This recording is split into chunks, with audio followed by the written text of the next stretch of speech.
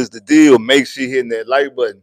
Make sure you're hitting that like button if you come up in here. Make sure you hitting that like button. What's good? What's good? First stream of the 2026 year. Make sure you hitting that like button.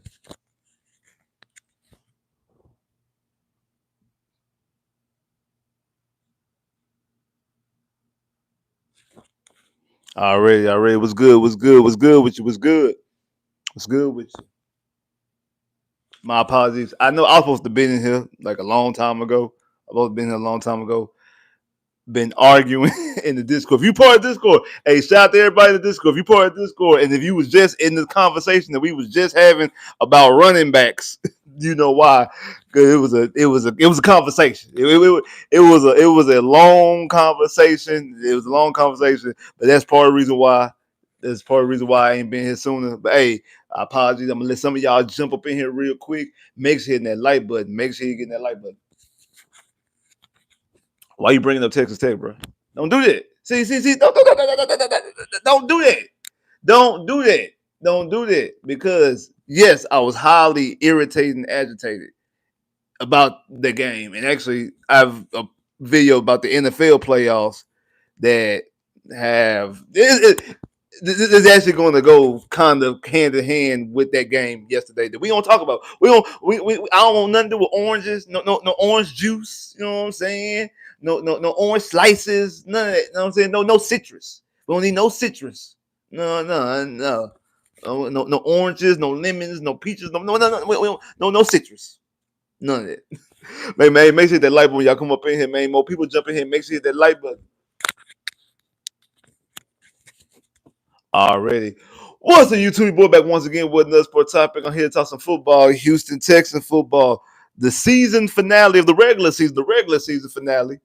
The last time in NRG, or is it the last time in NRG this season? Who knows? Again, if we get some help, from the people out there in Nashville, you know what I'm saying? From our brothers out there, our brethren out there in Nashville, this won't be the last game in NRG. But if it is the last home game of the season, if it is the last home game of the season, if it is, Houston Texans taking on the Indianapolis Colts out there. They're gonna be wearing them H-Town blue jerseys. So again, this is the new rule that they started this year. That the NFL teams could wear the alternate jerseys 4 times.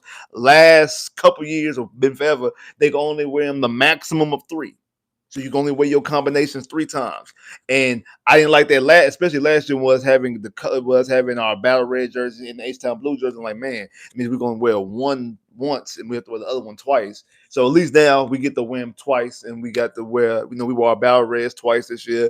The game against Buffalo, and then against the Raiders, and then we wore our H-Town blue earlier this season against the 49ers, and now we get to wear our H-Town blue jerseys again. Still waiting on these H-Town blue jerseys in prime time, so I can actually get actual true judgment on the jersey. I want to see him in the prime time lights. We ain't seen everything else. We ain't seen the Liberty white. We ain't seen the deep steel blue. We ain't seen the battle red in prime time lights.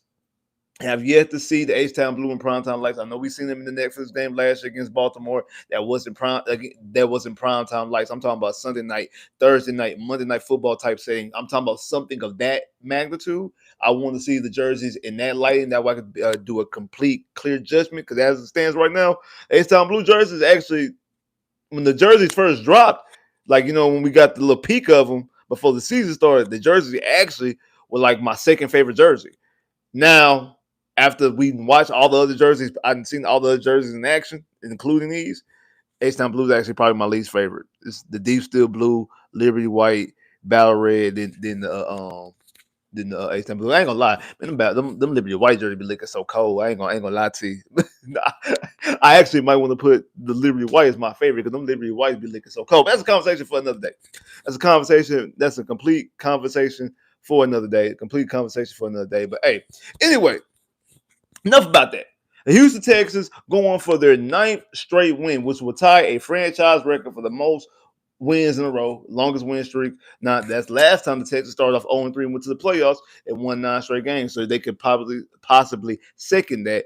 Also looking for their 12 straight wins, which is the be tying the most wins in franchise history back in 2012, where they won 12 games in that year. So again, so they're looking to time so some franchise records possibly can get tied on Friday on Sunday. I mean, with the Houston Texans potentially going out there against Indianapolis. And again, everybody knows if the Texans win and Jacksonville loses, the Texans could go out there and will win their, I think will be their eighth.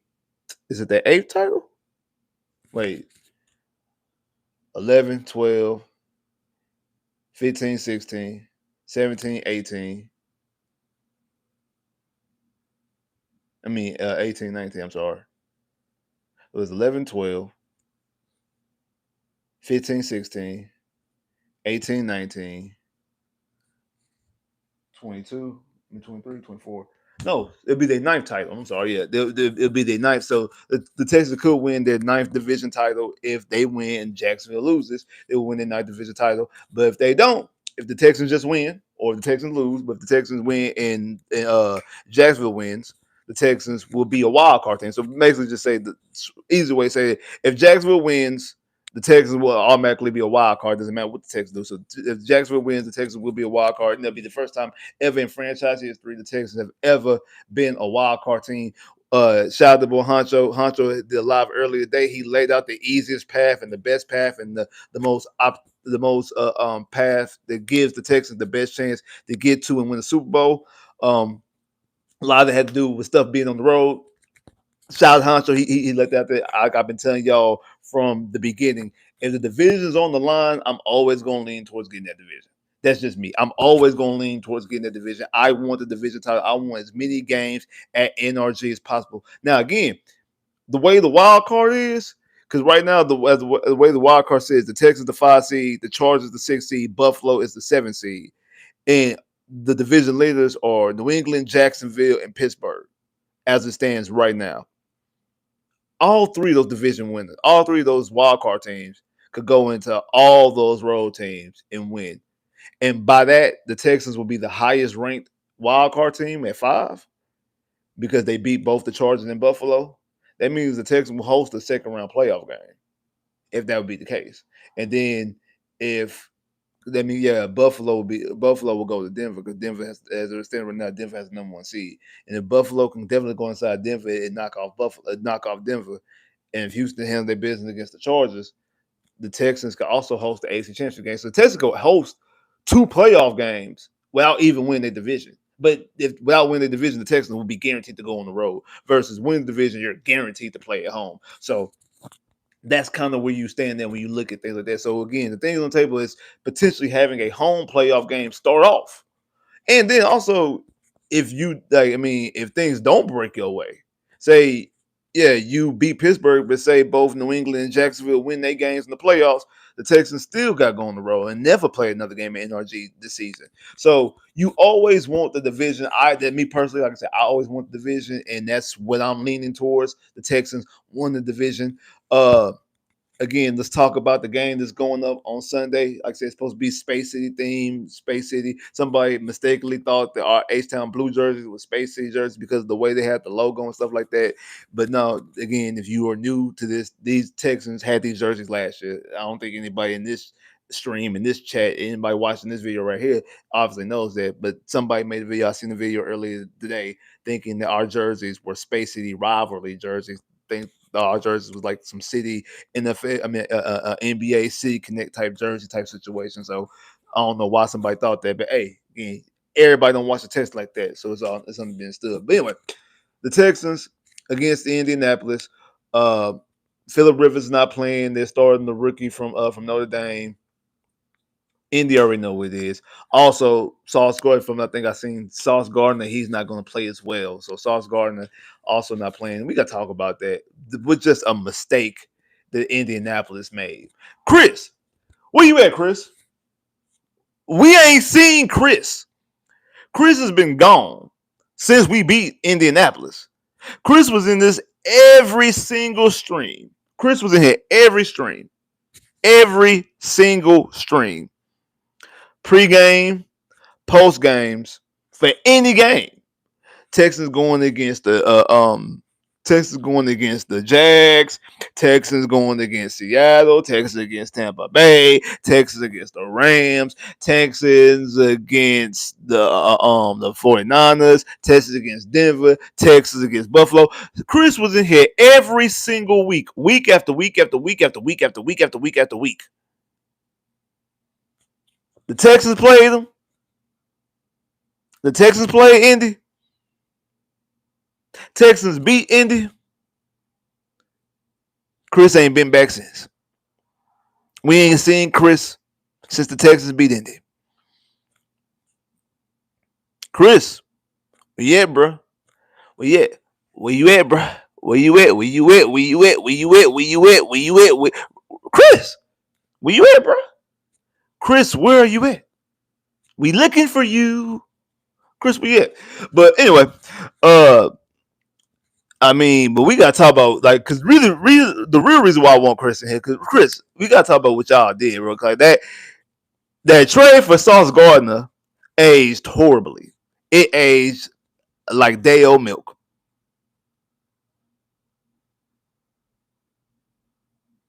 That,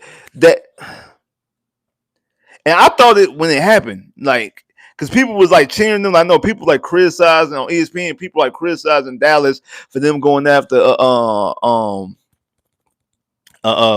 Quinn Williams, for them trading Quinn Williams, and then y'all and they only gave up one first round pick, and Indy gave up 2 first round picks for Sauce, and they were talking about that was an incredible move, and it was a championship level move, and I'm like, y'all gave up 2 first round picks for a corner.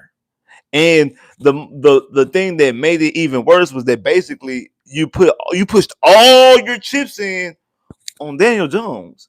Like we ain't seen this movie out of Daniel Jones before. We seen him do exactly this with the Giants. When Saquon was balling, they went out there, they went to the playoffs, won a playoff game.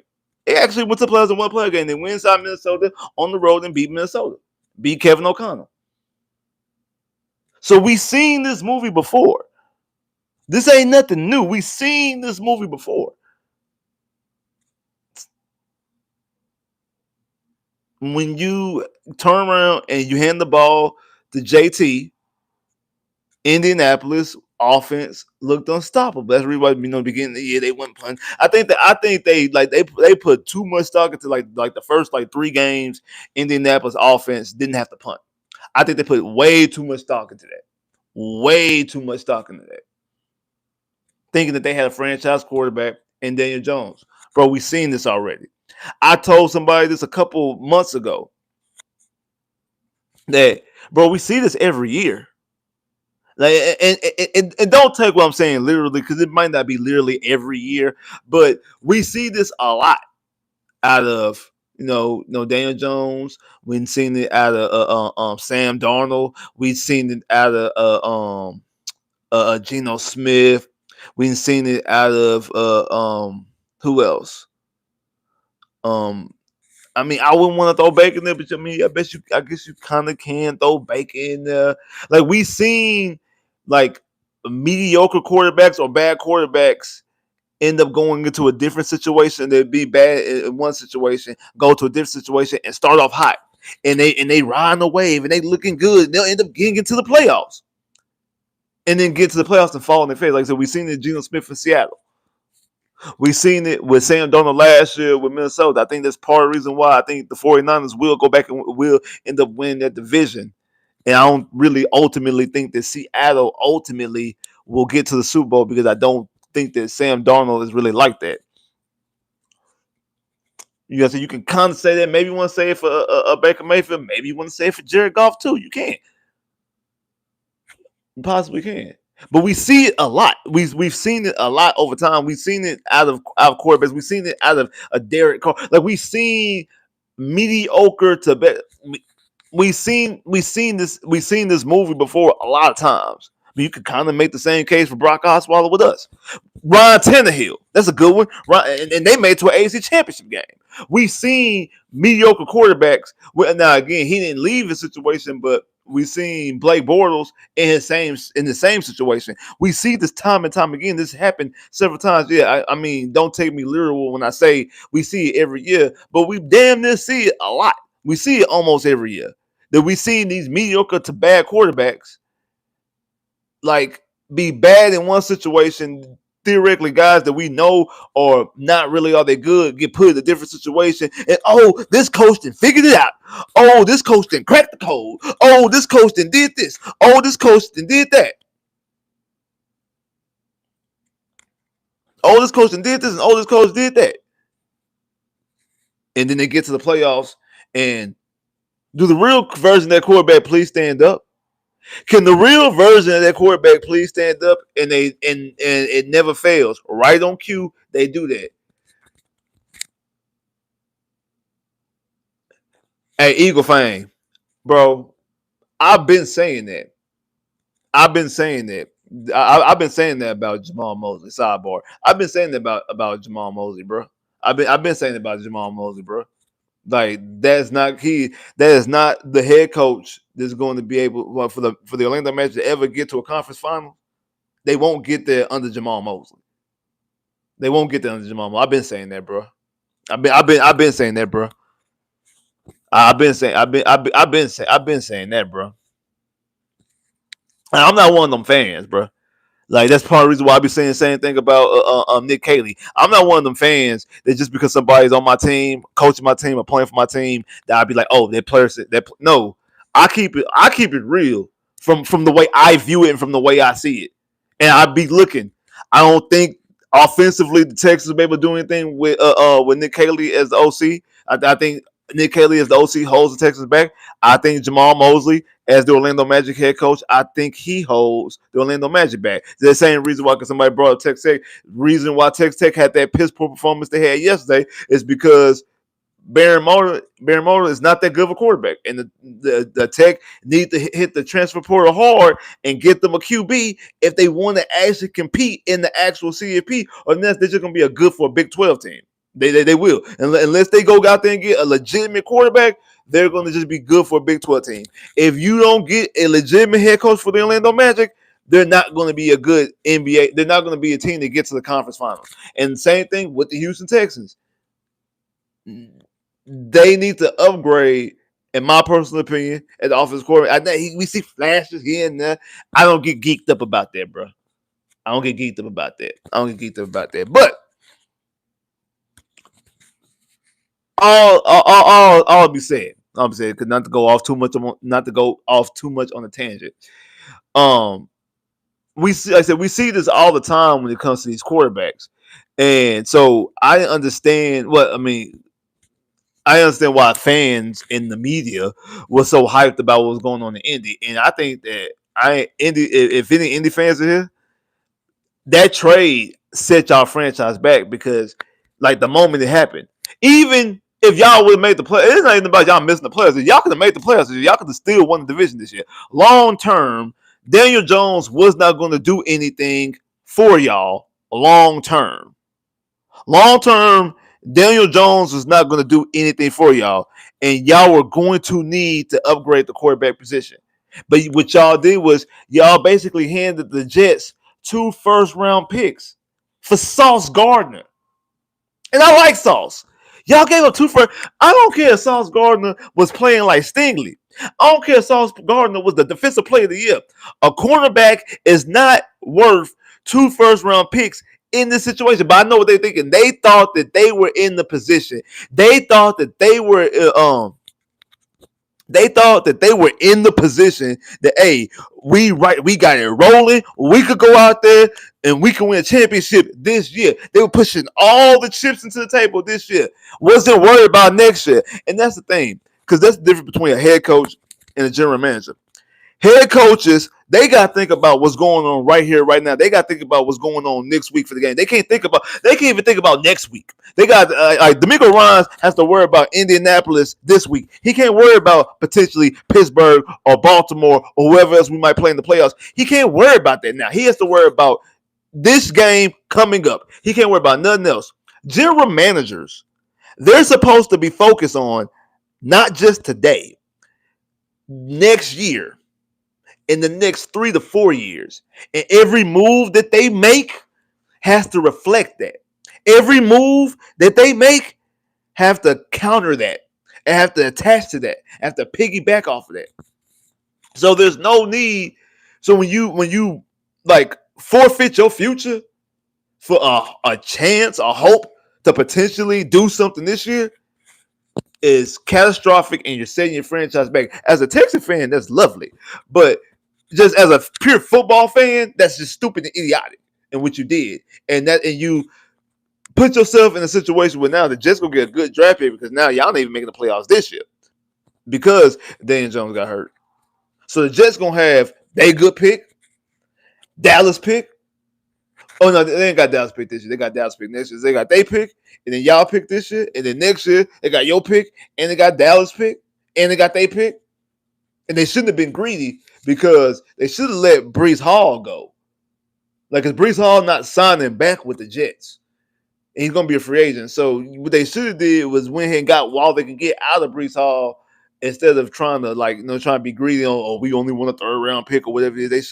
They should have got, you should have got whatever you can get out of Breece Hall, and all those draft picks you got could potentially, you go out there and you get you a Joe Burrow. All this conversation and things going on with all this conversation and things they're talking about with Lamar Jackson, potentially, maybe even Lamar Jackson. I don't think Lamar Jackson is going to get traded. I don't think Joe Burrow is going to get traded. And if Joe Burrow does get traded, I don't think he'll go to the team like the Jets. If Joe Burrow gets traded, I would love to see him in either Detroit or Minnesota. Either one of those two. Imagine Joe Burrow in either Minnesota or Detroit. I don't even know which one's better. I don't even know which one better. Probably Detroit because Detroit got a running game. But then if he's in Minnesota, he got Kevin O'Connell and he also got Jettas. He got his home. So he's still, it's the same thing. Like basically Jettas, then you got Addison, then you got Hawkinson, TJ Hawkinson. But then with Detroit, you got Amaral, you got J-Mo, you got Laporta, you got Gibbs and Montgomery, and you got defense. Either or, either one,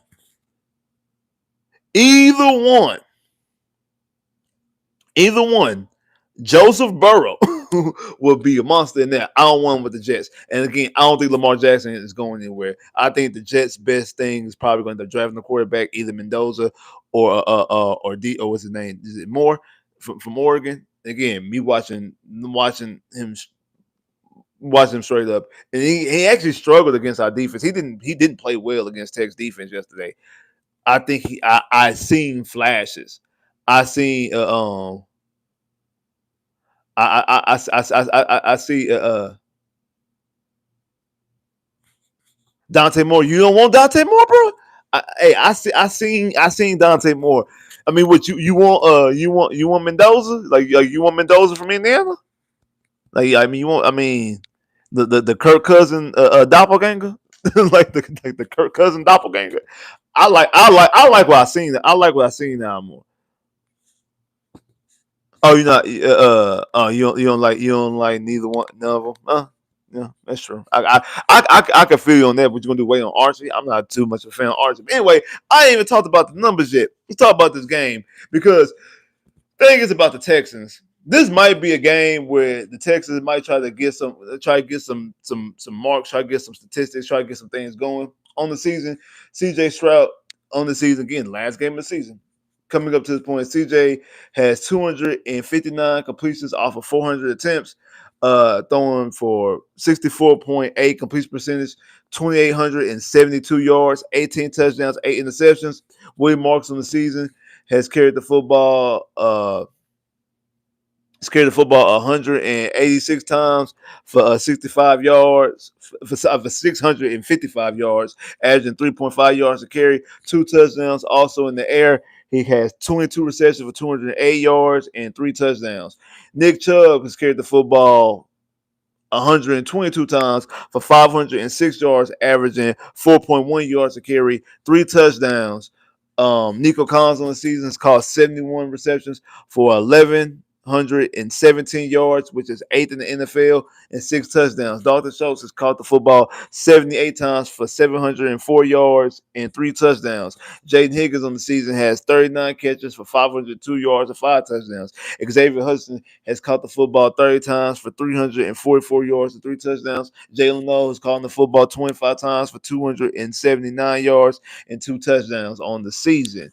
Again, I think this is a situation where we get some guys, possibly get some stats. Well, again, I mean Higgins and no, this their first year, so anything and Willie Marks, anything they do is a career high. Uh, Xavier Hudson's already reached career highs in catches, yards, and touchdowns. He's already got that. Nico's career high touchdowns is 8, so Nico will need to get 2 touchdowns to tie, which we seen Nico have 2 touchdowns in the game before, 3 touchdowns to surpass. I don't think Nico even. I don't care how I don't care if we run the score. I don't think Nico gets 3 touchdowns. I don't think Nico gets a career high in touchdowns. Uh, Nico's career high in catches is 80, so he would need 10 catches to eclipse that. I can see that happen. Do I think it's going to happen? No, but 10 catches is not like monumental to get. Like I can see him getting 10 catches, and yards wise, he would need about 183 yards. He would need 183 yards to to get his career high at 1,300.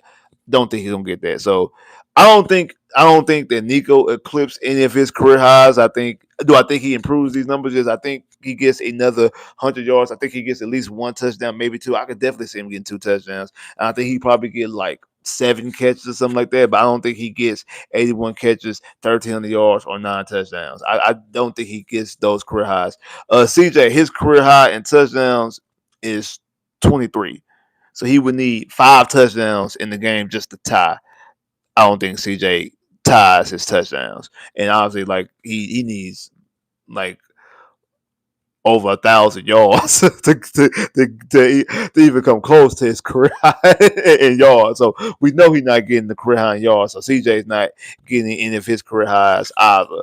Uh, but I do think, do I think that these guys do pass some of the stats? I definitely do. I definitely think they get some of their numbers up, and we get some statistics. I think the Texans.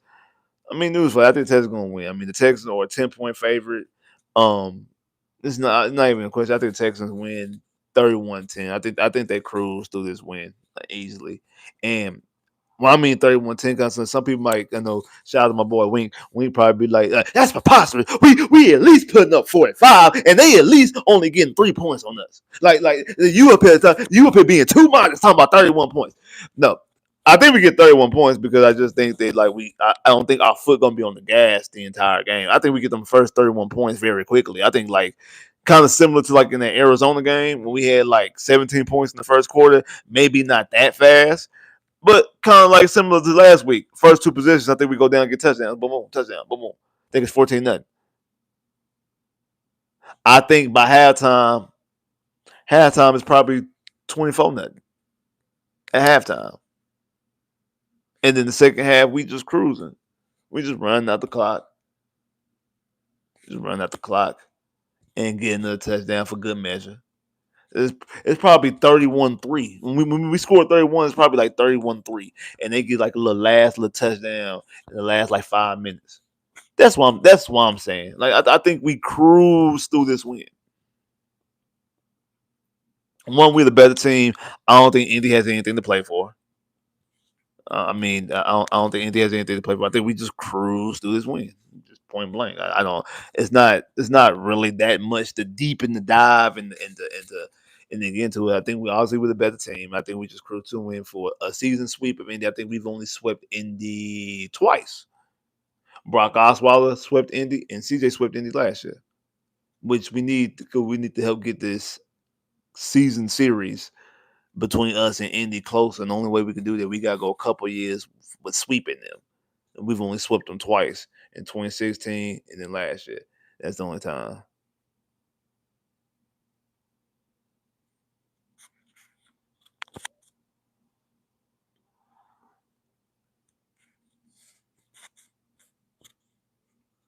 So I, and like I said, and we're going to be scoreboard watching because we're going to be watching to see what Jacksonville do, what Jacksonville does, and then depending on what Jacksonville do, are we watching and paying attention what goes on Sunday night against Pittsburgh? Sidebar, the NFL, in my opinion, in my opinion, the NFL dropped the ball by putting Pittsburgh versus Baltimore as a Sunday night game. The Sunday night game should have been the 49ers in Seattle. I think the reason why they didn't do that is because last Sunday night, last week, it was the 49ers at Chicago. It's the 49ers versus Chicago. And they didn't want to give them back-to-back Sunday night games. I think that's the only sense that I can make out of why that game that is not only for the division, it's also for home field. The winner of the 49ers in Seattle gets home field advantage. The winner of that gets home field advantage. The winner of Seattle and the 49ers get home field advantage. So why is that not the ultimate game? Pittsburgh and Baltimore is the worst division in the AFC.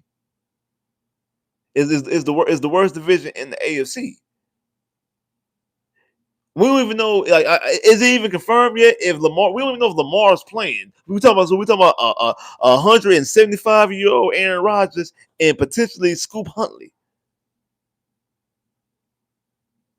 Just like I didn't understand last week why Green Bay and Baltimore, Lamar is playing. All right, cool. While Green Bay and Baltimore was the Saturday night game, and not Texans and the Chargers. Texans and Chargers should have been the game because neither one of the quarterbacks, Jordan Love or Lamar Jackson, played in Saturday's game last week. So you had two backup quarterbacks playing when you had.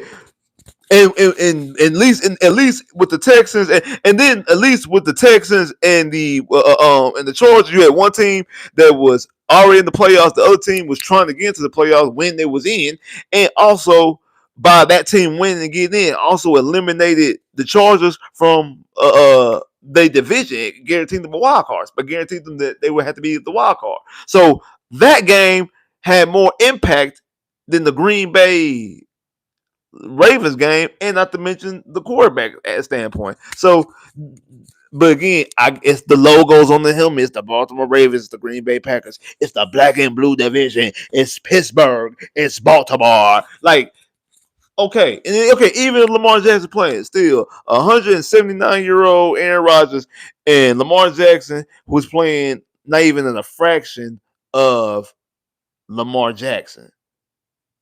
The game should have been the 49ers and the Seahawks. That should have been the final game. And I'm saying this even more so as a Texas fan because that game against Baltimore and Pittsburgh might determine where the Texans go. If Jacksonville beats Tennessee, which more than likely they will, I got to sit there. I got to wait till Sunday night to know exactly where the Texans are going to go. I won't know before. I have to wait till Sunday night to see if we going to Pittsburgh or going to Baltimore. So that's my real irritation behind it. But then also, I just think that the 49ers and the 49ers and the Seahawks game is a better, compelling game, a better matchup. It has more stakes because we're talking about a team. We're talking about a team that would like the winner is the number 1 seed, and the loser has to drop all the way down to 5 seed, exactly like last year, Minnesota and Detroit. I don't give a damn that Pittsburgh. He's talking about the Pittsburgh, and I'm not giving a damn about this. Is not college football. I don't give a damn about rivalries. Like that's cute. That's cute. That sounds good when it's Alabama and Georgia, or Alabama and Auburn in the Iron Bowl, or Ohio State in Michigan, or USC in Notre Dame, or USC in Miami, or A&M in Texas, or Texas and OU. Like, I don't care about no damn rivalry. It's not college football. I don't give a damn about no rivalry. Like, the rivalry is not selling. This is not the same Pittsburgh Steelers and Baltimore Ravens. This is not a Ben Roethlisberger and Hines Ward and Jerome Bettis versus versus Ed Reed and Suggs and Ray Lewis. It's not that. It's not that. It's not that. It's not Ray. It's not Ray Lewis. It's not Suggs. It's not what you call it. Ed Reed.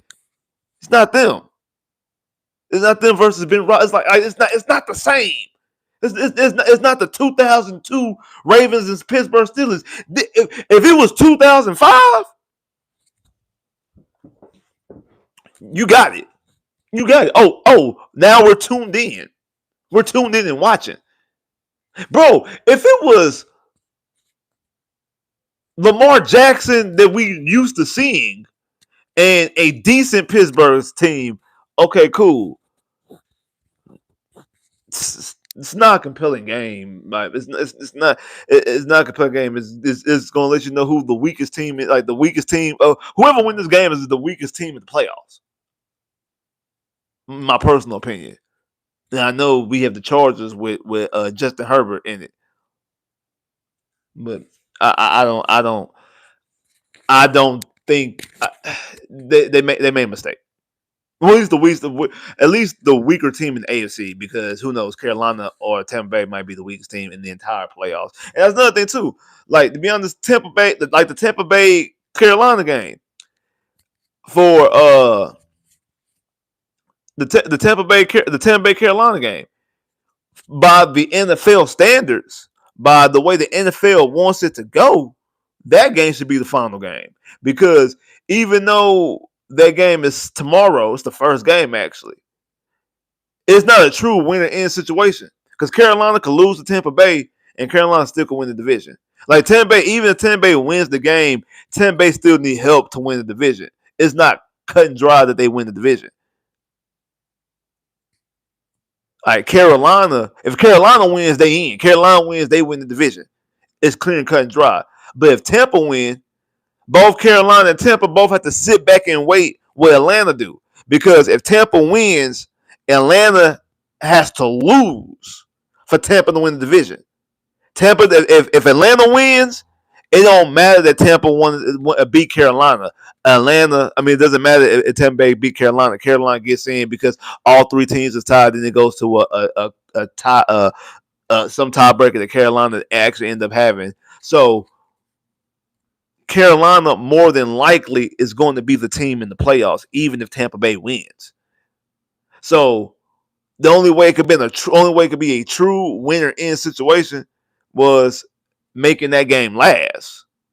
That way Tampa Bay would know. But then again, they also could make that game irrelevant, because if that game was last and say Atlanta would have won, that would have eliminated Tampa Bay, and Carolina would have already won the division. So I get so really, so it actually should be a situation that both games are played at the same time. So yeah, it's actually a situation that both a situation that both is kind of similar to the Texan Jack situation, that both teams need to be playing at the same time. But let's talk about it. All right, because people keep on asking me about players. I want to talk about the players, but let me also talk about the numbers, and not the numbers, but the games this week. I'm gonna go through my winners and losers. I'm gonna go through how the playoffs look right now, and then how I think the playoffs will end up being. And people keep asking me who I want faced. I'm gonna talk about that. So start off, like I say, the first game tomorrow, Carolina at Tampa Bay. Like I said, even if Tampa Bay wins, Tampa Bay needs the Falcons to lose for them to get into the playoffs. I don't think it matters. I think Carolina wins that game. I think Carolina goes inside Tampa Bay, they beat them, and I think Carolina and Bryce Young get to go to the playoffs for their first time. The 49ers in Seattle. Again, winner of this has home field advantage. They get the bye week, home field advantage. They win the NFC West. The loser will be the 5 seed. I have the 49ers beating Seattle because, again, like I said earlier, I don't trust Sam Darnold.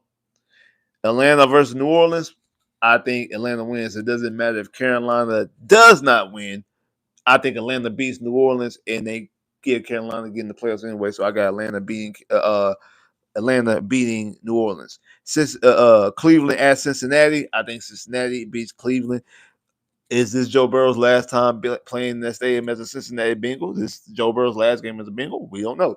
But I think Cincinnati beats the Cleveland Browns. Green Bay at Minnesota. Green Bay's in the playoffs, I think, if I'm not mistaken. They are in. I think Green Bay beats Minnesota. Dallas at the Giants. The Texans actually need Dallas to win because the Texans have the Giants' third round pick. So we want the Giants to lose as many games as they can to help that pick out. I think Dallas actually beats the Giants. I think Dallas beats the Giants. Jacksonville, Tennessee at Jacksonville. We're gonna put a pin in that. We're gonna put a pin in that. Jets at Buffalo. Last time I checked, I think they were like up in the air about if Josh Allen's playing, which I think Josh Allen might not play. Josh Allen might not play. So I think the Jets actually get a win and they beat Buffalo. I think Josh Allen's not playing. So if Josh Allen don't play, I think the Jets win. If Josh Allen does play, I think Josh Allen is playing. If Josh Allen's playing, Buffalo win. Even though that it's been confirmed. All right, well Josh Allen playing. Okay, well I have Buffalo winning. Then Josh Allen's playing. Detroit at Chicago. Chicago has nothing to play for. I think Detroit wins that game.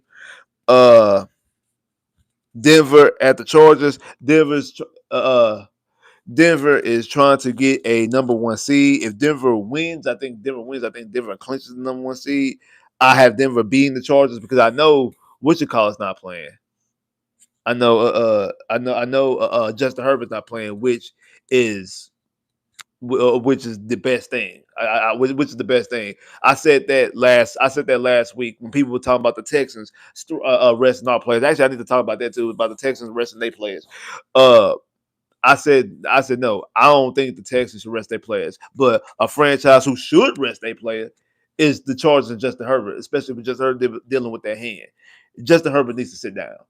Justin Herbert, they're not gonna get a bye week. They're not gonna get home field. They're not gonna get no bye week. Nothing like that. This is his chance to rest. Justin Herbert needs to rest their hand. Justin Herbert needs to rest their hand. So I'm in completely agreement with the Chargers. Even if I was a Charger fan, with Justin Herbert, I wouldn't care about seeding. Because I know if the Chargers lose and Buffalo and Houston win, because the Chargers right now the 6th seed going up against Jacksonville. If the Chargers lose and both Buffalo and Houston win, the Chargers will go down to the 6th seed. We'll either go to either New England or go to Denver, depending on who wins the home field advantage or not. And more likely, I think, and actually, it would be if they lose, Denver will win home field advantage. And never mind, if they lose, Denver wins home field advantage. So, so they actually will give home field advantage to Denver by them sitting Justin Herbert and losing, and that means they'll put them in position that they will go to New England unless Buffalo loses as well. But Buffalo wins, more likely they're going to New England. I wouldn't care if I was the Chargers. If I was a Charger fan, I wouldn't care about going to Jacksonville or going to Houston. Going to Jacksonville or going to New England. It wouldn't bother me. My main concern is if I'm a Chargers fan, we're not doing anything if Justin Herbert is at 75%, 45%, 90%. We need Justin Herbert to be the closest to 100% that we possibly can if we ever want to win a playoff game under Justin Herbert. Justin Herbert's 0-2 in the playoffs. He has yet to win a playoff game and has played bad in both his playoff performances, specifically the one in NRG. The first one, his defense got 4 interceptions and he had a 27 nothing lead and coughed it up. But as a conversation for another day, I actually got a video talking about playoff quarterbacks coming pretty soon. So make sure y'all check that out next week. But anyway, conversation for another day. Conversation for that video specifically. But the thing is this. That makes a completely 100% for the Chargers to sit up there and rest Justin Herbert. So I'm in agreement with them. They should rest Justin Herbert. The Kansas City Chiefs at the Vegas Raiders, bro. I don't really know. I was going back and forth. I really don't know, and honestly, really don't care. I'm gonna just say because Vegas should want to lose so they can get the number one pick. I think Vegas do some Vegas stuff and end up winning that game. So Vegas, I got Vegas beating the Chiefs. Arizona at the Rams. I think the Rams don't have nothing to play for. I don't even know if they have. I don't even know if they have season to play for. But I know the last time they played on Monday Night Football against the Falcons, they did not look good, especially towards the end when Matt Stafford throwing all them interceptions, and I think cost himself the MVP. Even though I think Drake May was gonna get it anyway. Honestly, I thought Drake May was gonna get it. I thought Drake May was gonna get it last week anyway. So I have the Rams beating Arizona. Miami at New England. I got New England because they're going to try to win home for the advantage. Again, if they win, they would need Denver to lose. So I got them to try to. I think I got them trying to get the division. I mean, not the division, but get the number one seed. So I have New England beating Miami. Washington at Philly. Uh, Philly has an opportunity to be, as of right now, Philly is the 3 seed. Philly has the opportunity to be the 2 seed. They don't have the opportunity to be the 1 seed. They have the opportunity to be the 2 seed. And they don't have, and they can't fall back to 3. So they're either going to be, fall back to 4. So they're going to be 2 or 3. I got Philly beating Washington, and just like I said, just like I said, about the Dallas Cowboys and the Giants game, the Texan fans, we want Washington to lose because we got their second round pick from the whole Larry Tunsil trade. So we want them to lose. We want them. We got their second and their fourth round pick. So we want them to lose as many games as they possibly can lose. As many games as they possibly can lose. So those 2 picks will be higher up in the draft. So I got Philly beating Washington. Final game of the night. Pittsburgh and Baltimore, especially since y'all said Lamar playing. I already had this even without Lamar playing, but now that you said Lamar is playing, I have Baltimore beating Pittsburgh. So I have recap. I got Carolina beating Tampa. I have San Francisco beating Seattle. I have Atlanta beating New Orleans. I have Cincinnati beating Cleveland. I have Green Bay beating Minnesota. I have Dallas beating the Giants. I have the Bills. Now that I know Josh Allen playing, I have the Bills beating the Jets. I have Detroit beating Chicago. I have Denver beating the Chargers. I have Vegas beating the Chiefs. I have the Rams beating Arizona. I have New England beating Miami. I have Philly beating Washington. I have Baltimore beating Pittsburgh. Also, I didn't name it. Y'all know this. I didn't name the game that we're going to be paying attention to simultaneously while we're playing. Tennessee at Jacksonville.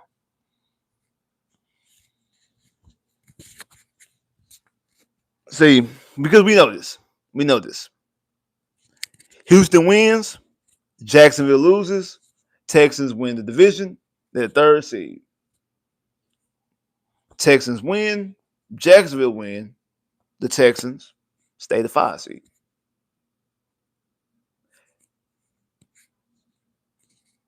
Jags, if they win and either Denver or New England loses, the Jags are the 2 seed. The Jags win and both Denver and New England lose. The Jags are the number 1 seed.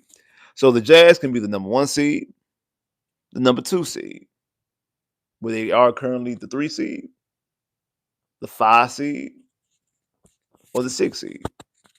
I actually think there's a chance that they could be the 7 seed. So Jacksonville has a lot to play for. Jacksonville has a lot to play for. Got to a conversation, argument. Well, I wouldn't say an argument, more so a discussion. A couple of days ago, because somebody was telling me like that they think Jacksonville is going to win the game, not because Jacksonville's a better team, because that Tennessee hates the Texans more than they hate Jacksonville. So Tennessee is not going to beat Jacksonville because they hate the Texans more than Jacksonville, and they don't want the Texans to win the division. So they're going to lose to Jacksonville. So the Texans won't win the division. That's one of the stupidest things. And I've heard a lot of stupid things. It's one of the stupid things I've heard. Part of the reason why is because Tennessee's already done that already. Like Tennessee, in the exact same situation 2 years ago. Beat Jacksonville. They beat Jacksonville and then allowed the Texans to win the division. And they knew it because the Texans beat Indy the night before on Saturday night. That Sunday, the next day, Jacksonville knew if they win the division. If they lose, they going home. And what did the Titans do? They beat the Jags. So by that logic, they won to beat the Jags back in 2023. So that's why it doesn't make sense when this person told me this. And I said exactly that. Know something else I said? More people jumped up in here, but the lights ain't going up. Make sure you hit the like button. I see more people jumping up in here, but the likes ain't going up. I need to see as many likes as I see people in this chat. So make sure you hit that like button. Man, come on now. Come on. Hey, it's Space City, baby. H-Town Blue. Pull up and make sure you hit that like button. So I'm fine with you saying you think Jacksonville going to win. I'm fine with you saying that you think Tennessee is going to lose. What don't make sense when you say that they hate us, they dislike us more than Jacksonville, so that's the reason why they're not going to win. Like that doesn't make any sense. It doesn't. It's kind of similar to the conversation. If you part of Discord out there, everybody be part of Discord. It's kind of similar to the Discord conversation that I was having in the chat about like an hour ago before I came on live about the running back situation. Just some people.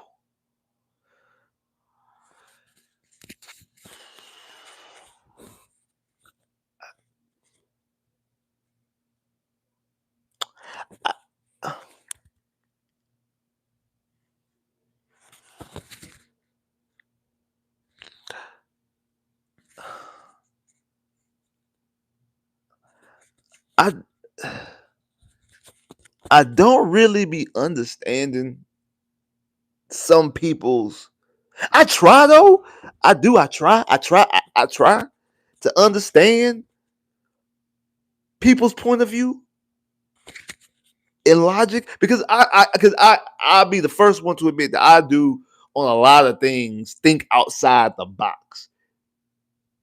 I know there's logical thinking, and then I also know that I think outside the box on a lot of stuff. But I also, at the same time, I also understand the concept of the logical part.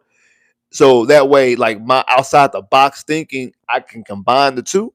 So normally when people talk, I kind of have the same view, and I understand where people come in. Even if I disagree with somebody, I understand that point of view. Man, sometimes people be saying some stuff, and I be like,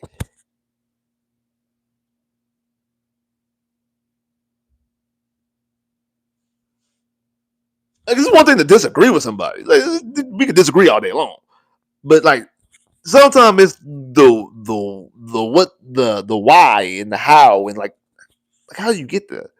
And what you just said made absolutely no sense, and they don't connect and don't correlate. I, and that's one of them. Like that's one of them. Like that's one of them. Like that right there is one of them. Like again, you gonna tell me Jacksonville gonna win? Cool. I'm not gonna argue with you on that. You telling me the Jacksonville gonna win because Tennessee dislike Tennessee dislike the Texans more than Jacksonville, so they're not gonna try hard? That don't make no sense. That don't make no sense. There's nothing how you can explain that to me that can make sense. You think them players on Tennessee give a damn about the Texans or the Jags? Like, no, they playing for checks. They playing for roster spots. They playing to make sure that they are still here when the new head coach, because they already fired the head coach. When the new coach get here, that they got their job, or if they free agents, that they can get these big checks or whatever. Like they're trying to put good film on tape. Players never tank. Organizations tank, and then how they organizations tank, how they tank. Instead of playing Instead of playing JT, we're gonna play our backup running back. Instead of playing our starting quarterback, we're gonna play our backup quarterback. We're gonna sit our corners and our linebackers. Like, that's how organizations tank. The players themselves don't go out there and be like, hey, we're gonna lose today, bro. That's the reason why that game against Indy 3 years ago, Davis Mills was out there balling. Reason why Jordan Akins was out there balling. Because they wasn't tanking to lose. They didn't know if they were. You see, Jordan Akins wasn't on the team no more. Like, they don't know if they going to be here or not. They trying to put as much good tape. We end up getting a new head coach. Hey, Davis Mills putting tape on like, hey, even if y'all draft a quarterback, I should be here as the backup at the very least. I'm putting good film on tape. And you know why? Because when CJ went out with the concussion, and we had to start him, we had to start Davis Mills against Jacksonville. People were bringing up the last time he had to start, and what happened in his start. People were bringing that up. You want to put that good film out there. These players want to put good film out there like that. So players themselves don't ever tank. Organizations do. Fan bases want them to tank. The players, the people who are putting on them jerseys, they don't do that. They don't tank. They don't never tank. They don't do that. No. So to say that the play, like, I'm pretty sure that person's logic is mostly coming from Amy Adams. And yes, Amy Adams hates the Texans more than any other franchise in the NFL. That I'm not going to ever argue that. That's 100% right. I'm not going to argue with you on that. However, Amy Adams ain't the one calling plays. Amy Adams ain't the one catching and throwing the football.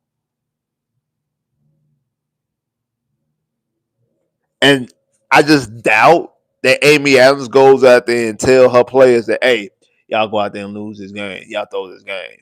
And even if she did, you're going to have players be like, hey, this is my first time playing or whatever. I'm trying to put my contract up. I'm putting good tape on the film because if she don't sign me, this team over here, this team over there, I'm putting some good film on the tape. Like Tony Pollard and whoever else out there. Like Cam Ward, Cam Ward will put good tape out there. Cam Ward will go out there and play impressively. He won't go out there and play bad. That's another thing too. And then talking about because they not looking for nothing in the draft. Like they not looking for nothing in the draft, so they don't need a top draft pick. Well, if they don't need a top draft pick, that means they will want to win the game. So again, the logic that you telling me, again, if you just say Jacksonville going to beat Tennessee, cool. I'm not going to argue that. But you telling me that Jacksonville going to beat Tennessee because Tennessee dislike the Texans more, so they don't want to help out the Texans, and because Tennessee does not need a high draft pick because they got their quarterback already, so it's not like they need something in the draft, so they don't need to win the game. That one of those two things contradict each other because them losing the game gets them a higher draft pick. Them winning the game gets them a lower draft pick. So if by that you're actually saying that they will win the game because they don't need nothing to draft, which is also a lie. It doesn't make sense because Tennessee needs a lot actually. But that's a conversation we're not breaking down what Tennessee needs to draft. But that doesn't make any sense to me. It just doesn't. But again, what's on the table? The Texans win, Jacksonville lose. The Texans go from the 5 seed to the 3 seed. Jacksonville wins, period. Texans are the 5 seed at the very least. It's the highest it can be. If Jacksonville wins and a loss by either Denver or New England gives them the number 2 seed, a Jacksonville win and a loss by both Denver and New England, Jacksonville is the number 1 seed. So Jacksonville has a lot to play for. I think Jacksonville wins this game. I say all that to say, I think Jacksonville wins the game because I think they're a better team than Tennessee, and they also have a lot to play for. I know a lot of Texas fans don't want to admit it. Honcho talked about it in his stream earlier. Bro, Jacksonville's a good football team. They are. Do I think Trevor Lawrence is a good quarterback? Ultimately, no. This season, he's playing well. I can't call it spade a spade. I got to call it like it is. Trevor Lawrence is playing well this season. I mean, like I said, Trevor Lawrence actually, bar for bar, Trevor Lawrence is playing better than Cole Bridge, Bernard Stroud. I don't care what anybody says. Do I think he's better than him? No, I don't. I think CJ's a better quarterback. And I think CJ has played better in his career than Trevor Lawrence. Currently, this season, the 2025 season, so far, Trevor Lawrence from beginning to end, from week 1 all the way now to week 18. Trevor Lawrence has played better than CJ Stroud, word for word, bar for bar. You can go by numbers, and you can just go by the eye test watching the game. Trevor Lawrence played better. Do I think this will translate to the playoffs? I got a video talking about quarterbacks in the playoffs, so make sure y'all tune in for that. But ultimately, do I think he's going to be a better quarterback? No, I don't think he's a better quarterback ultimately than CJ Stroud. But do I think he's playing better than him right now? Yes, I do. I think he's playing better than CJ. And I think Jacksonville's just a good football team. I think Liam Coleman is a good coach. I think he's a damn good coach, actually. Do I think he's better than Miko? No, I don't think he's better than Miko. But I think he's a damn good coach, and I think we got respect on the people making fun of him when he's talking about Duval. In this press conference, he had the little goofy, dorky Duval. I think Lynn Coleman's a good coach. And I do think that he has finally found a way to, at the very least, make Trevor Lawrence a serviceable quarterback. Because even under Doug Peters, the year they went to the playoffs and they beat the Chargers and then lost to the Chiefs,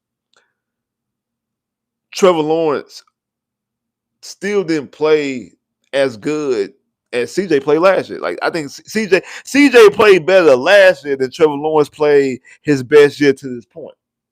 So even though this year is worse than Trevor Lawrence, CJ has put together much better seasons the last 2 years than Trevor Lawrence.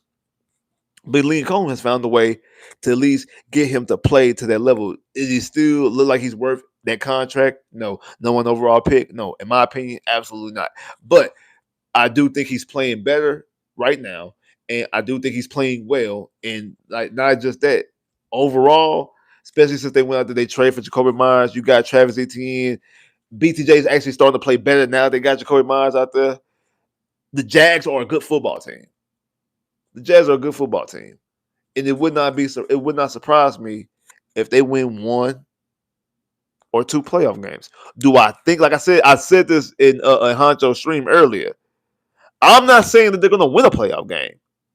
I'm not saying they get to the AFC Championship game. But will it surprise me if they are play? Will it surprise me if they play on Championship Sunday? It would not surprise me. Do I think it's going to happen? I really don't think it's going to happen. But I wouldn't be shocked if it happened. It wouldn't be like in 2017 when Jacksonville made it to the AFC Championship game and they lost to Tennessee, lost to the Patriots. I was surprised that Jacksonville made it to the AFC Championship game. I thought they were going to get beat by Pittsburgh. I think was their first playoff game against Buffalo. I think their first game was against Buffalo. Was it? Yeah, it was. Their first game was against Buffalo. First game was against Buffalo. Then they went to Pittsburgh, and then they went to New England. I was surprised they beat New England. I mean, I was surprised they beat Pittsburgh. Buffalo, because that was what? That was Tyrod Taylor. That was a Tyrod Taylor Buffalo team. I mean, it is what it is. They drew a good matchup right there. That's one of the ones they drew a good matchup. I was surprised that they beat Pittsburgh. I was surprised, especially after throwing 4 picks, that they beat the Chargers. I thought the Chargers were going to beat Trevor Lawrence back in 2022, especially when Trevor Lawrence threw 4 picks. I was definitely surprised when Trevor Lawrence threw 4 picks. I was definitely surprised when Trevor Lawrence threw 4 picks and they were down 27-0 in the first half that they came back and won that game. I'm telling you right now, a week before the playoffs start, Jacksonville being in the AFC Championship game will not surprise me. Also, Jacksonville losing in the first round to any of the wild card teams. Houston, Buffalo, the Chargers. Wouldn't surprise me if they end up falling and being the 5 seed, Baltimore maybe Pittsburgh. I'll be surprised if they were the 5 seed and they had to go to Pittsburgh and Pittsburgh beat them. I wouldn't be surprised if Baltimore beat them in Baltimore. I would be surprised if Pittsburgh. That's the only exception. I think Pittsburgh, of all the teams they're in the mix, of all the 8, the 7, the six playoff teams that already got their playoff spot, and then out of Baltimore and Pittsburgh, who has the opportunity to get into the playoffs, I'll be surprised if Pittsburgh wins the game. I think if Pittsburgh gets in, they're one and done. I think same thing with Baltimore. I think either Baltimore or Pittsburgh, they get in one and done. But Baltimore would not surprise me if Baltimore would surprise me if they drew up the Chargers, if they drew up Buffalo, if they drew up Jacksonville, that they can get a win. It wouldn't surprise me. Baltimore getting the Chargers, Buffalo, or Jacksonville in their building, it wouldn't surprise me if they get a win. It wouldn't surprise me if Baltimore got a win against them. I can't see Pittsburgh being any team that's the other teams that be able to be in the playoffs. I don't see Pittsburgh be able to beat Houston, Chargers, Jacksonville, or Buffalo. I don't see Pittsburgh able to beat any of those teams. Baltimore, I can see Baltimore beating Jacksonville, Jacksonville, the Chargers, Buffalo. Not saying I'm picking them. I wouldn't be surprised if it happened. I'd be surprised if Pittsburgh beat them. So again, Jacksonville, it wouldn't surprise me if Jacksonville beat anybody, and it wouldn't surprise me if they lose to anybody outside Pittsburgh. Pittsburgh is the only team I'd be surprised if they lost. So that's all I'm saying. I think, but I say all that to say I do think that Jacksonville is a good team, and unfortunately for the Texans, and that's the reason why you can't start off 0-3. And the game that's going to end up biting the Texans the most when it comes to the division title is going to be that game at Jacksonville. That's going to be the game that end up biting you the most, because that is the game at Jacksonville in week 3 is the game that ultimately cost you the division and might cost the Texans a chance and the opportunity to play in the AFC Championship game. I said this last week after the game, and I said this the other day in the Discord, because there's somebody in the Discord named Q that constantly always brings up, you overreacted about the 0-3 start. You overreacted. I don't care. I don't care. We make it to the AFC Championship game. I'm coming in here. I'm coming in the chat, and I'm saying that you overreacted. Oh, y'all overreacted over this 0-3 start. I'm gonna say this. Said it last week. I'll say it now. If the Texans make the Super Bowl or host the AFC Championship game, I will get on here and I'll be like, hey, man, maybe we did trip about the 0-3 start. But those are the only qualifiers. You have to either make the Super Bowl, it means you have to play all the games on the road, and you win all the games on the road and you get to the Super Bowl, or things break your way in the AFC and you host the AFC Championship game. Because my thing is, if you wouldn't have started off 0-3, not only will you have the division, the Texans potentially could or already will have the number 1 seed in the AFC. So I need you to give me that back. It's the only way I'll be like, okay, we was tripping. That's the only way. So now if you get to the Super Bowl, I don't give a damn how we got there. I don't care if we play every game in Mars. I don't give a damn how we get to the Super Bowl if we in the Super Bowl. That don't matter to me. Then we get to the Super Bowl, all bets is off. I don't care what we did. I don't care if we play in NRG. I don't care if we play in MAT. I don't care if we play in AT&T. I don't care if we play in PI. I don't care where we played it. I don't care if we play in Mexico. I don't care if we play on the Gulf. I don't care if we play in Canada. I don't care if we play in Cancun. I don't give a damn where we played it. If we get to the Super Bowl, I don't care. So Super Bowl ultimately, I'm saying it. Or if we host the AFC Championship game. If things break right, even at the 5 seed, if things break right and road teams win, boom, boom, boom, boom, boom, and it's us and the Chargers, us and the Bills, and the AFC Championship game is at NRG Stadium. It's on Kirby with the drop top roof. You know what I'm saying? And we chilling and we doing the south side of the parking lot, then I would say, hey, I might you gotta give me that back. Texans, you gotta give me that back. Because again, that 0-3 start is the reason why we are up here going through all these mathematics scenarios right now of the Texans getting the division and getting the 3 seed. Because if you stop Baker Mayfield on fourth down, that's one of your games. If you Dari doesn't fumble, I think you beat the Rams. If you stop Baker Mayfield, that game is over. If Nico doesn't fumble, I think we go in and we score a touchdown on that drive. And you beat Jacksonville. One of those wins, you have the division. Two of those, and you possibly have home advantage. Definitely two of those wins, you number one seed. Cause what we 11-5 right now. So what we'll be 13-3. We'll be 13-3. Yeah, we'll be 13-3. Now, we still wouldn't be. No, we will. I just thought about we wouldn't be the number one seed because of Denver. The Denver game, because Denver will have the tiebreak against us. We'd be over New England. We'd be over New England. We would need Denver to lose. We would need Denver to lose because the Denver got the tiebreak against us. Yeah, Denver got tiebreak against us. Trill, what's the deal? What's the deal, Trill? Hey, Trill, no, because Trill was, hey, Trill was part. He wasn't part of the conversation. Trill was in the conversation. He heard the entire but not the entire. You didn't hear the entire conversation because actually Trill, after you left the Discord, actually got worse. But Trill heard a good chunk.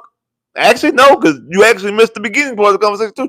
Trill heard the middle part of the conversation in the Discord, and bruh, Trill could, but just off of what he heard, just off of what he heard. He know while I was saying, like, hey, sometimes when people be talking, like I said, I don't really understand the angle. Like I try to get it, but it ultimately don't really make enough sense. Ultimately, it don't really make enough sense. And sometimes people be talking about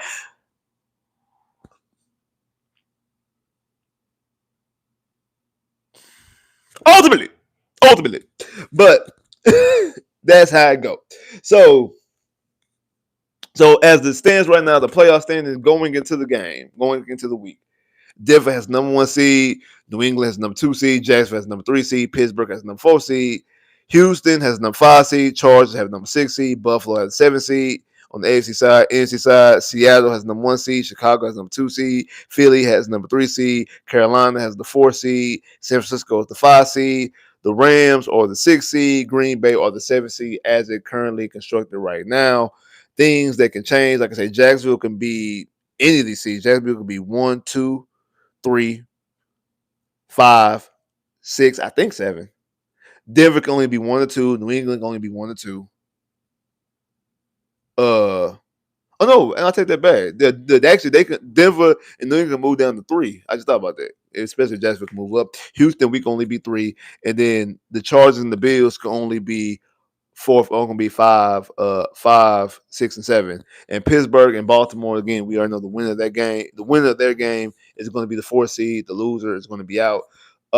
So as I think how I have it standing, I have Denver being the number 1 seed, New England being the number 2 seed, Jacksonville being 3. I have Baltimore being 4, Houston 5.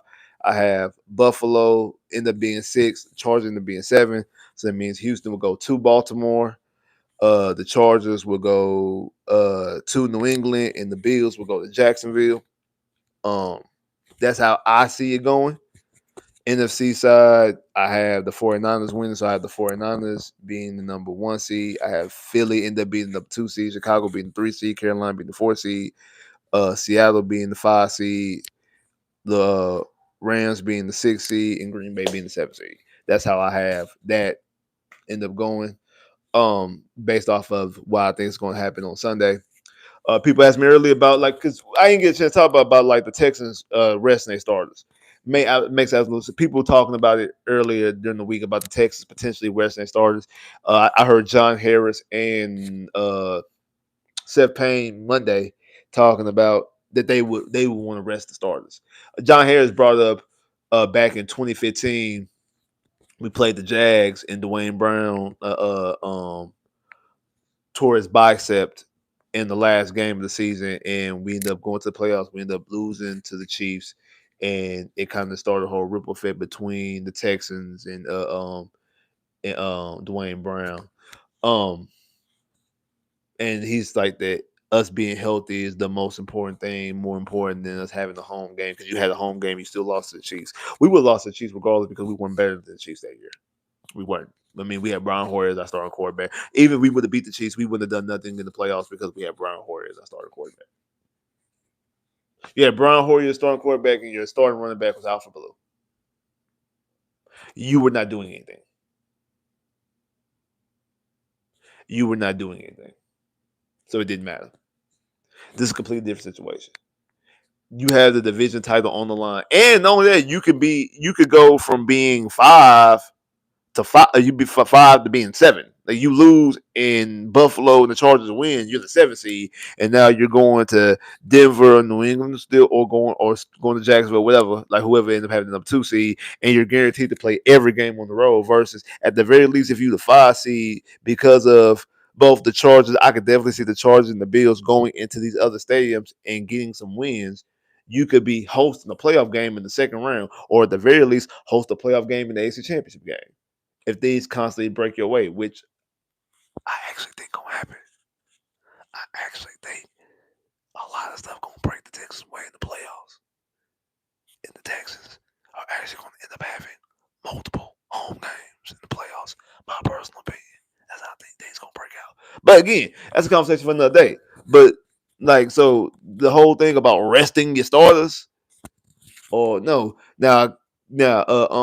if somebody's really dealing with something, that's different. Kind of like what I had brought up earlier about Justin Herbert. Justin Herbert resting makes absolutely a whole bunch of sense. That made the most sense because I don't think they're doing anything with Justin Herbert. If we're a 5%, 10%, 20%, 70% Justin Herbert, they're not doing anything. They need Justin Herbert to be as healthy as he possibly can if they want to do anything in the postseason. They need Justin Herbert to play as best as he possibly can. So they need to rest Justin Herbert. That makes sense. Situation with Kamari. Kamari got hurt, got banged up. Almost. I mean, it did look something last week. So Kamari not playing. Okay, cool. But not playing. If it would been like they're not playing Kamari, they're not playing Stingley, they're not playing CJ, they're not playing Nico, then I would have been like, nah, they're not playing Wills, they're not playing Neil. Nah, no, go out there and play. Plus, I know Big B talks about this all the time. He needs those guys hunting, especially on the defense side of football. He needs those guys to hunt. I said this last year before we played Tennessee, when everything was locked up, we wasn't moving nowhere. No matter if we win or lost, we were in our position. The division was locked up. I said that sometimes, especially when guys wasn't playing well, sometimes players need to see the ball go in the hoop. You need some. It's just like the preseason. You need some successful drives. You do. You need some. I'm not trying to make an excuse for my Red Raiders yesterday, but I do think some of what happened last night yesterday morning against Oregon was that we were off for a month. We haven't played since December 7th. So I do think that had a lot to do with it. Well, I ain't gonna say a lot to do with it. I think the thing that mostly did with it is that we just don't have the same type of quarterback talent. Like Barry Morton is just not the same caliber quarterback of these other schools in CFP. But that's a conversation for another day. But I do think part of it is the rest. I mean, the rest versus rest because of how big those layoffs are. Those are big layoffs. They're not even just a 1 week or 2 layoff.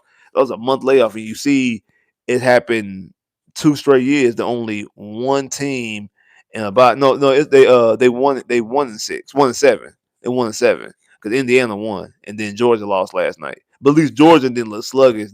Georgia just went up against a team that's just playing out of their mind and Ole Miss, which that was a classic last night. Like, and actually that's not, the winner of Ole Miss and Miami is who I'm going for. This is what I'm going for. I think I'm leaning towards Miami because I just like to say the U.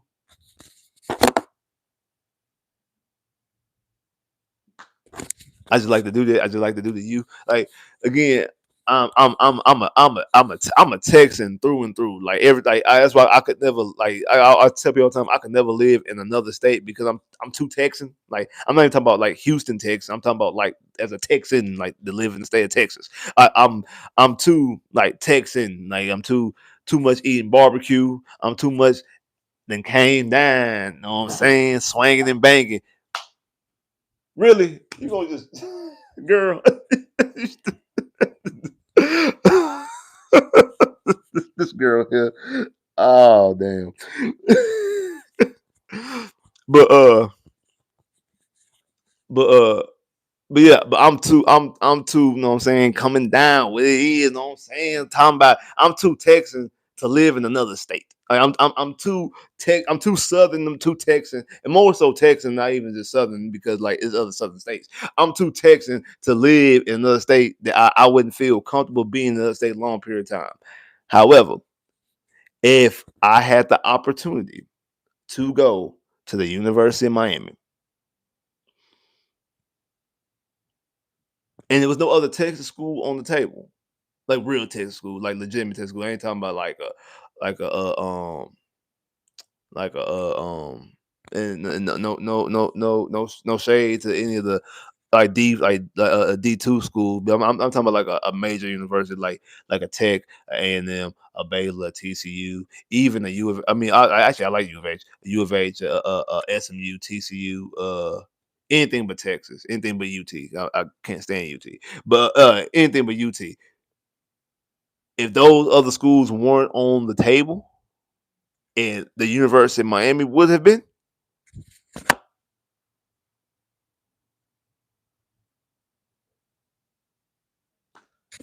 just so I can do that. I just want to do that. I just want to be able to do that and say the U. That's it. I just want to be like the U. That's all. I just want to be able to do that. So because of that, I'm going to lean towards the U. I'm gonna lean towards Miami. But if Ole Miss win, I'm rolling and rocking with Ole Miss to beat Indiana and Oregon. I'm rolling with them. But I really more so I don't really want the SEC team to win the national championship because I'm tired of the SEC. Even though the last 2 years was Big Ten teams. But again, conversation for another day. I just want to say all that to say this: that sometimes like guys need to, like especially when they're not playing well, they need to play well, and they need to see the ball go in the hoop like it's like a basketball reference. They need to see the ball go in the hoop, and we need CJ and Woody and Nico and Higgins and Noel and X. We need these guys offensively to get some good rhythm in, like a preseason. They need to get some good rhythm and good reps in. Defensively, we need the Neil and Will to hunt. We need them to see a see ball, get ball. We need them to hunt. We need sting. We need these guys to put their best foot forward and to play well. Go into the playoffs playing well. You already winning 8 straight games. You don't want to pour cold water on that. The whole no thing is no, you want to be how you want to be playing your best ball right now. So that's what you want to do. You want to be playing your best football right here, right now. That's what you want to do. You want to be playing your best football right here, right now. So to do that, to be playing your best ball right here, right now, what we need them to do, y'all. Y'all tell me what we need them to do. We need them to be putting their best foot forward. We need them to be playing well. We need them to be hunting. Goodwill Hunting. we, uh, we need them to be hunting, and we need them to be playing well. So I was not. No, I was not for resting them or anything like that, especially since the division is on the table and on the line. As long as the division was on the table, I'm leaning towards the division because I want to play as many games out there on Kirby. As many games as we could possibly play on Kirby, that's what I want to play. I want to play as many games as we possibly can play on Kirby at NRG Stadium. I want to play as many games there. So that's what I want. But So the whole rest thing, I wasn't a fan of resting, but I do end up thinking that it doesn't matter. 'Cause I think Jacksonville's going to win the game against Tennessee, and I think we'll go in there with our ninth straight win and get our ninth straight win and have 12 wins on the season. I think we're gonna be playing well, but I do think that we're gonna end up being a wild card team, end up being the 5 seed, and I do think that Baltimore beats Pittsburgh on Sunday. We're going to sit up here. We're going to wait for Sunday Night Football and see who wins the division out of Baltimore and Pittsburgh. Especially now, I had Baltimore already winning, but especially now y'all say Lamar playing, I definitely have Baltimore winning. I have Baltimore defeating Pittsburgh and the Texans going to Baltimore next weekend. We don't know if it's going to be Friday, if it's going to be Saturday. The Texans, the Texans Invitational is always on the first playoff game on Saturday, or is it going to be Sunday? Or Sean Pendergast had brought this up, and I didn't think about this before. Actually, I ain't gonna lie, I forgot. He had brought this up, talking about the Texans could play the Monday if it's the Texans as the 5 seed. Man, if it's Baltimore or Pittsburgh, that the Texans could be playing the Monday night game. Because the Monday night game for the playoffs is always a 4 and 5 seed. And I said, I be forgetting about that it is a Monday night playoff game. Because I'm used to just playoffs being Saturday and Sunday. And I'll have to double check if it's always 4 versus 5. I'm not 100% sure it's always 4 versus 5. One thing I am sure of that I know for a fact that I don't have to check because I know this for a fact that previously they've all been NFC teams. There's always been the NFC games that was on Monday night, the Monday night playoff game. I know some people might bring up the Buffalo Pittsburgh game. That's because that game got snowed. It got changed. And that was the early game because that was a game that got pushed back because they had Buffalo had a crazy blizzard. Because that game was originally supposed to be on Sunday, ended up getting pushed back till Monday because of the blizzard. Because they had a game after them. Because they were the first game. They played earlier that day, and then it was the Eagles and Tampa Bay that night game on ESPN because that was the original game for that Monday night game. I know Dak Prescott went in there and beat Tom Brady. Tom Brady's last game in the NFL was against Dak Prescott in that Monday playoff game when Dallas went down there and beat Tampa Bay. Uh, so it's always been an NFC opponent. I mean, it's always been the NFC games. I don't know if that's because just how they've been picking them for the last couple of years, or if that's like something they have like contract that they have to do contractual that it has to be the ESPN Monday night game is going to be NFC games. I don't know like that. I don't know that for sure. Don't know that for sure. I don't know for sure. I don't know. I know it has only been to this point NFC games. I don't know if it has to be that. I don't know if that's like their own rule contractually that like the networks got together when they decided. I know like the Monday game is going to be an ESPN game. I know like the Monday game is going to be an ESPN game. I know like the Sunday night game is going to be a Sunday night game by NBC. Like I know CBS and Fox have a game on Sunday. Peacock, which is also NBC, have a game on Saturday. Like I know that networks buy different packages and have different games. I don't know if they also have in their contracts that you get like 4 versus 5 or 2 versus 7 or 3 versus 6 and it's AFC or in I don't know exactly where those things line up. I don't know exactly where those things line up. So I doubt that it will be the Monday game. I doubt that. I doubt it'll be the Monday game because I think I know to this point it's only been NFC, and I don't think that that's just like by coincidence. I do think that it's more than likely going to be. I think it is like contractual that they have it as only NFC. I'm not 100% sure though. I ain't gonna lie to you. I'm not 100% sure, but I know that to this point that's all it's ever been. So I'm pretty sure that it's only going to be NFC teams on the Monday night. But again, I'm not 100% sure. Also, I know some people would be mad about it. They'd be like, "Oh, the AFC South Texas Invitation on Saturday again." I like the fact that the Texans in the first playoff game. I have no problem. Sure, I would like because I talked about earlier about like primetime lights. I would love for them to be the night game, the Sunday night game or the Saturday night game. Cool, I love them to be that game. I have no problem with them being the first playoff game. It don't bother me at all. One, get them out the way. I'm actually cool with them like being like that way. After that, I can sit back and watch the rest of the playoffs. Now, again, I know some people like if the Texans lose, it ruins y'all playoffs and y'all don't want to watch no more games.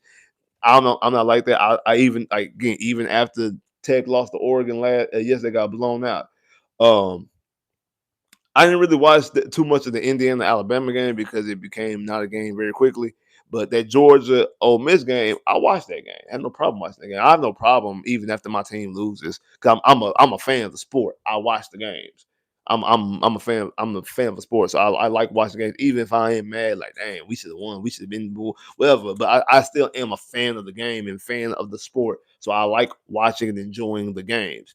So say all that to say that the Texans, even if the Texans play the first playoff game, it doesn't ruin the rest of the playoffs. But one thing it does do, it sets up for me to sit back and chill and watch the rest of the playoff games, especially when we win. Especially when the Texans have normally won their first playoff game. The Texans have only lost the first playoff game twice against Kansas City and against Indy, but against the Bengals, the Raiders, the Bills, the Browns,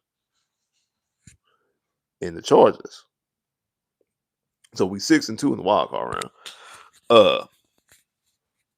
The Texans have won the playoff game, and the Bills game is the only. Well, no, the second game against the Bengals.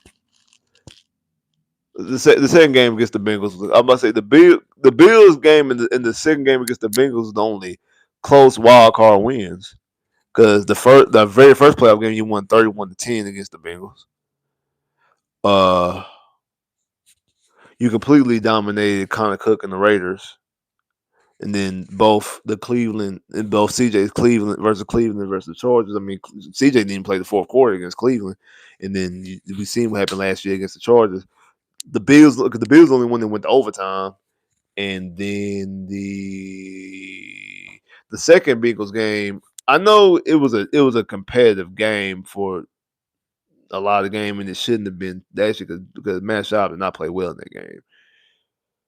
And then the two playoff games we lost 30-0. And then the other one we lost 21. It was 21-0. We ended up losing 21-7. That game wasn't competitive. So of all the playoff games, really only one playoff game was really competitive, and that was the Bengals game. I mean, that was the Bills game that went to overtime. Even the two we lost wasn't competitive, and that was against us. But again, conversation for another day.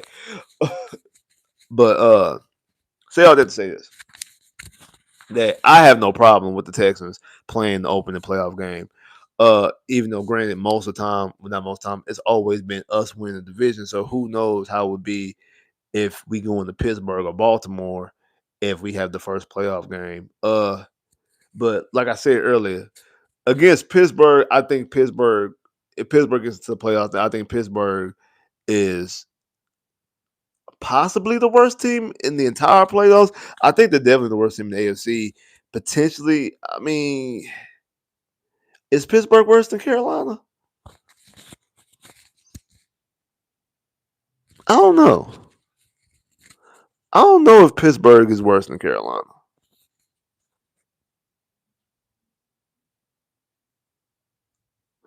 I don't know if Pittsburgh worse than Carolina. Pittsburgh could be worse than Carolina. So Pittsburgh could be the worst team in the entire playoffs if they make it. Baltimore Baltimore's better than Carolina. So Baltimore's not the worst. Baltimore won't be the worst team in the playoffs. Baltimore is better than Carolina, and they're better than Tampa Bay. I think Baltimore will be better. Baltimore with Lamar Jackson is better than both Carolina and Tampa Bay. So they won't be the worst team to play if Baltimore makes it.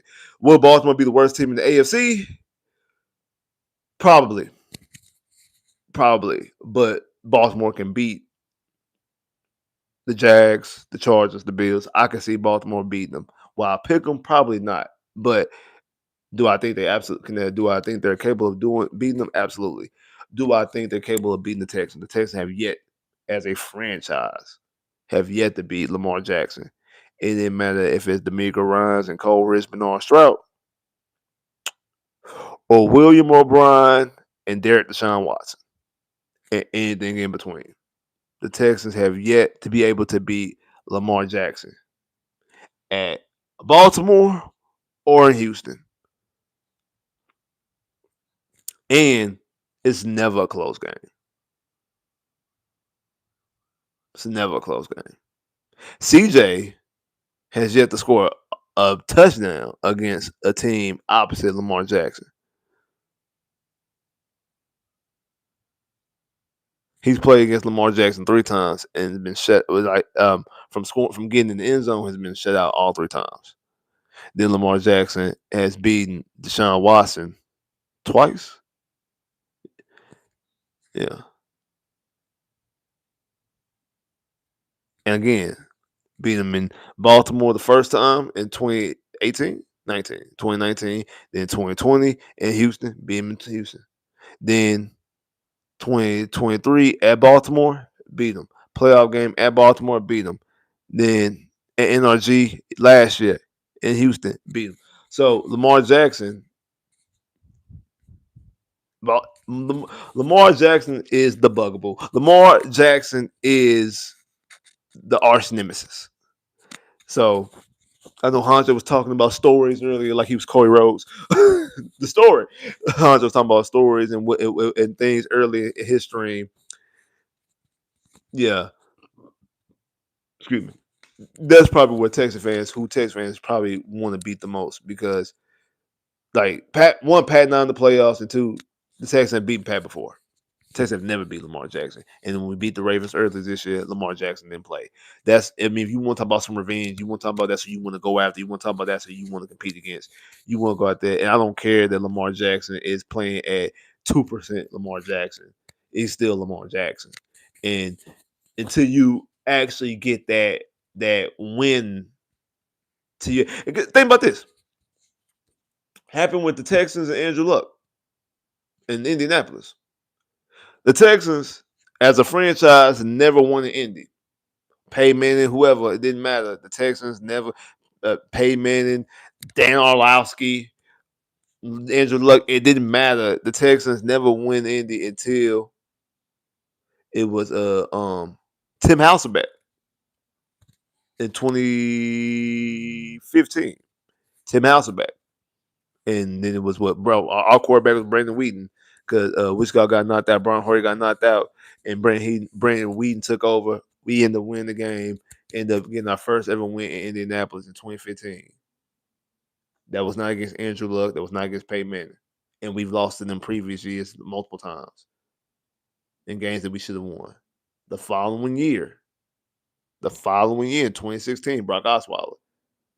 The first time we swept Indy. We beat Indy with Andrew Luck. Then 2018, Deshaun Watson started off 0-3. First win of the season at Indy against Andrew Luck.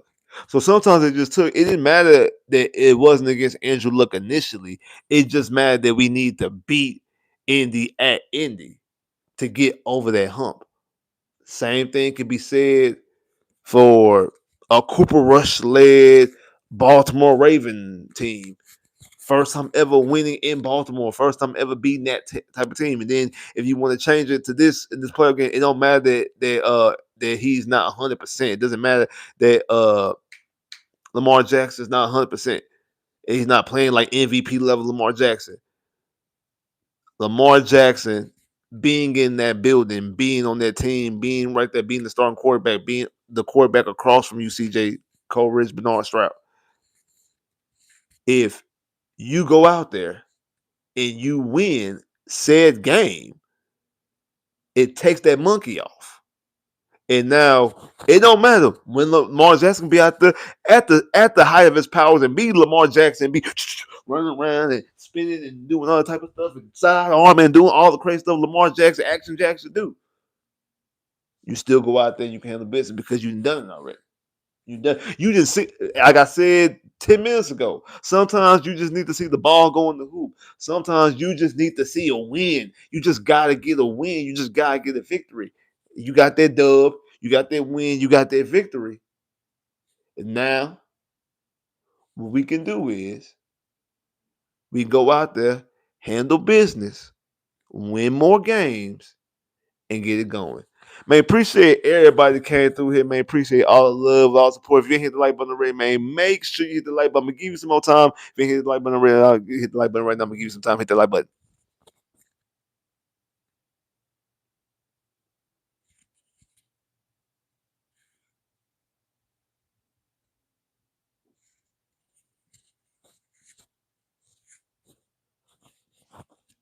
All right, man. Like I said, appreciate everybody that came through here, man. If you ain't hit the like button already, I'm gonna give you some more time. Make sure you hit the like button. If you ain't hit the like button right now, make sure you hit the like button. Give you some more time. Hit the like button.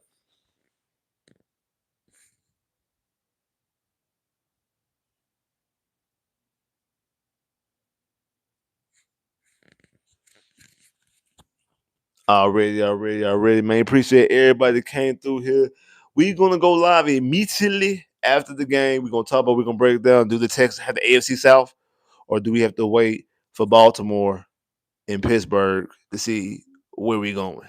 We're gonna talk about. We're gonna break it down, man. Like I said, I got a video I'm going to have talking about the playoff quarterbacks and what quarterbacks should the NFL trust the most. So make sure y'all be on the lookout for that. Make sure y'all be on the lookout for that. See what quarterbacks you trust the most in the AFC playoffs. The answer actually might surprise y'all. I'm gonna leave that tease out there. The answer might surprise you.